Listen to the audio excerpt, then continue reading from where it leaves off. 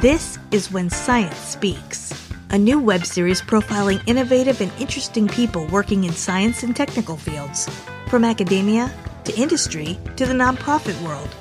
We explore how to be a powerhouse advocate for science and your research, how to advance your career in meaningful ways that make you happy, and how to push back on the ongoing assault on science and other related issues of interest happening in the world.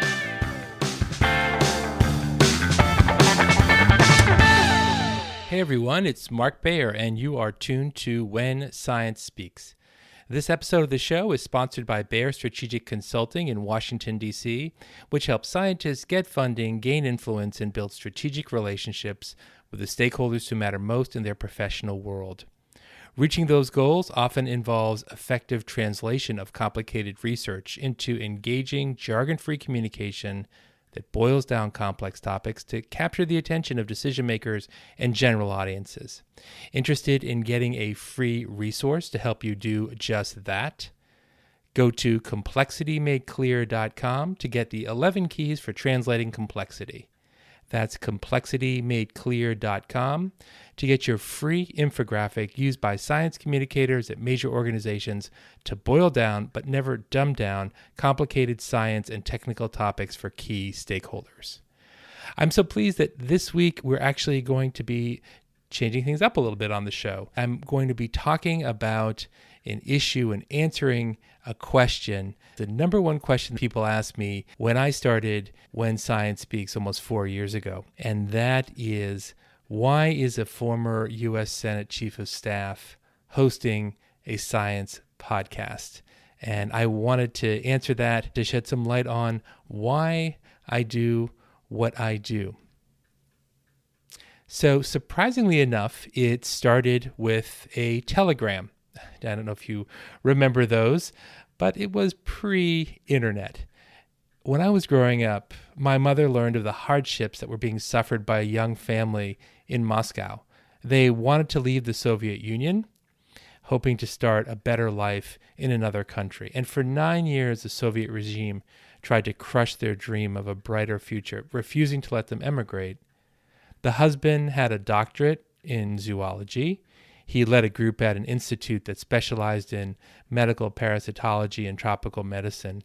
And his wife also had her doctorate and was a notable entomologist. Their son was kicked out of school, and their phone calls were monitored because they wanted to leave, and the then Soviet regime was refusing to let them go.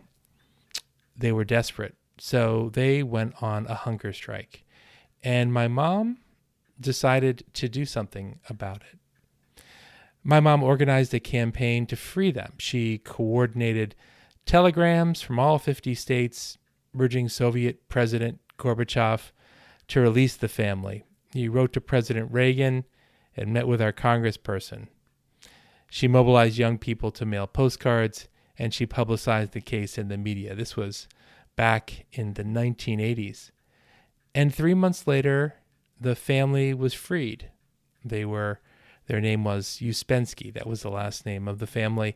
And it's impossible to know what effect, if any, my mom's effort had on the outcome. But the lessons for me as I was growing up were clear. And that is that one person can have an impact, can make a difference, can effectively change the world. And hope, knowledge, and improving people's lives is a good description for the work that scientists and engineers do that can be applied beyond science. It's also the aspiration of all those working to shape policy for the betterment of our world. I've always felt that scientists are uniquely qualified to be change makers. I know that bringing about change can be a long, laborious process with advances and setbacks along the way. Nevertheless, the characteristics of the most effective policymakers, advocates, and communicators are really shared by scientists. Scientists just need to learn to recalibrate these qualities that many of them already have in a new realm that may be unfamiliar. And here are some of the qualities that really speak to me as far as qualities and characteristics that scientists have that can be applied broadly, both within science and outside. And one is patience. Efforts to overturn outdated policies or produce results from communication techniques can be incremental and they can be painstakingly slow.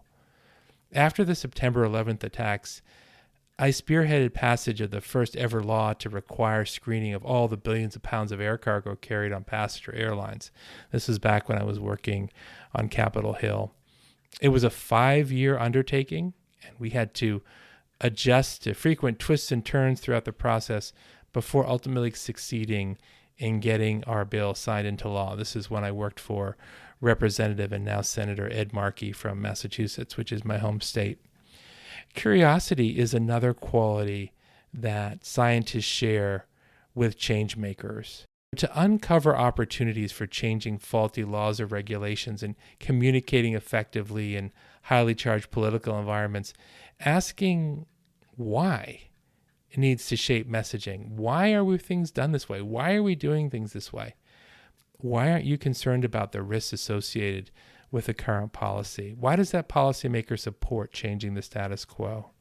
And asking why is something that scientists do all the time. Tenacity. The policymaking process is designed to be inefficient. It enables a broad spectrum of stakeholders to express opinions, shape formative policies as they move through a labyrinthian process. And vigilance to detect attempts to undermine your efforts, and endurance to stay focused on the goal despite the circuitous policymaking route are valuable assets in policymaking, and I think also in science too. Research is another quality shared by scientists and policymakers, meaning the ability to really do thorough research that can help determine outcomes and courses of action. Your audience is a typical directive for those wanting to communicate science effectively, really communicate anything effectively. But I've always found that term or that phrase to be a cliche that's not particularly helpful, because what specifically should you know about your audience? And the answers are non-obvious and multifaceted, including factors like how do you assess an audience's knowledge of a topic to tailor your remarks accordingly? Asking what's wrong. It's a question that policymakers and scientists ask all the time. And effective communication and public policy are the tools that I've used for trying to change what's wrong. During a 20-year Capitol Hill career, work included being a chief of staff in the Senate and also in the House of Representatives. I worked with my boss and the staff to target policies that were, from our perspective, harmful or counterproductive.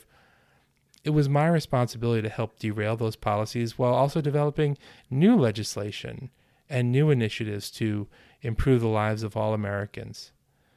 Policy's been my path for making a positive impact on the world. For others, it's science or engineering.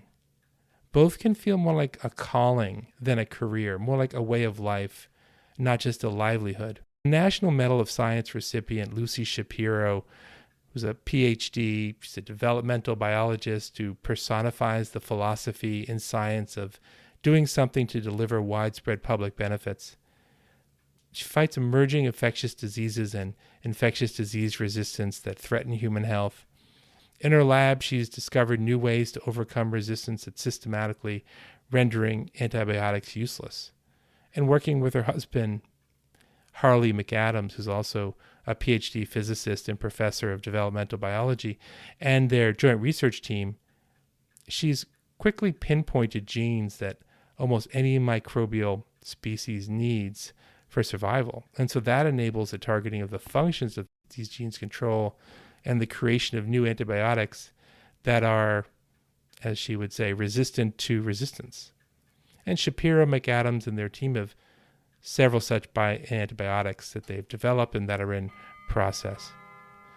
In her 2015 commencement address at Stanford Medical School, Dr. Shapiro urged graduates to ask, how can I change what's wrong?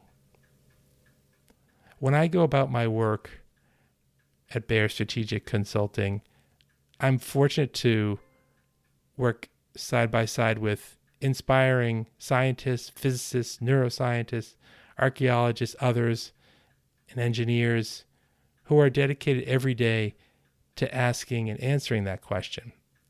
How can I change what's wrong?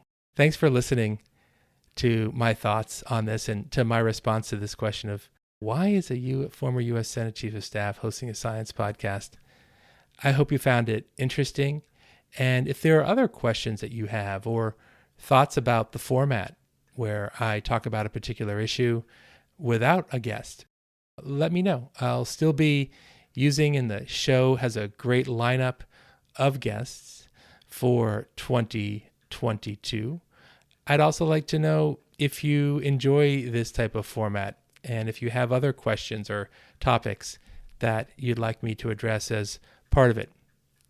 Thanks for listening, and I hope you'll be back next time for the next episode of When Science Speaks.